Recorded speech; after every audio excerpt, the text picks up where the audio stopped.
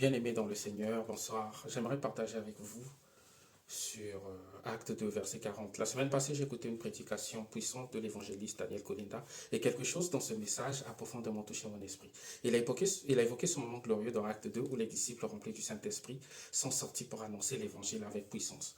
Parmi eux, l'apôtre Pierre s'est levé avec assurance et a adressé une parole forte à la foule. Il leur a dit: sauvez-vous de cette génération perverse. Mes frères et sœurs, cette parole est toujours d'actualité aujourd'hui. Nous vivons, nous aussi, dans une génération perverse. Un monde qui appelle le mal bien et le bien mal, où l'on glorifie le mensonge, l'orgueil, la débauche, l'égoïsme, la trahison, le péché sous toutes ses formes.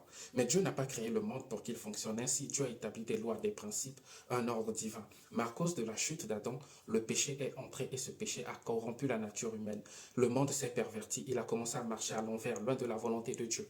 Et aujourd'hui encore, cette parole résonne. Sauvez-vous de cette génération perverse. Cela veut dire quoi? Cela veut dire: ne te conforme pas à ce siècle, comme le dit Romains 12, 2.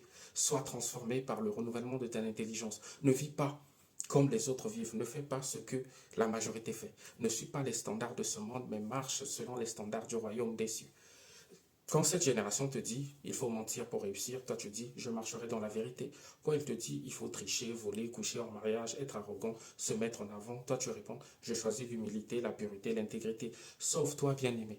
Non pas en fuyant physiquement le monde, mais en refusant de lui ressembler, en refusant de parler, penser, agir comme cette génération perverse, en te levant rempli du Saint-Esprit comme Pierre pour déclarer la vérité, pour vivre une vie qui glorifie Christ.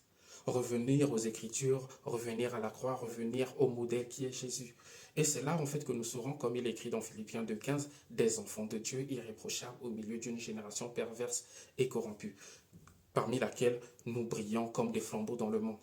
Que Dieu nous aide à nous sanctifier, à nous séparer et à marcher selon la justice de Dieu. Amen.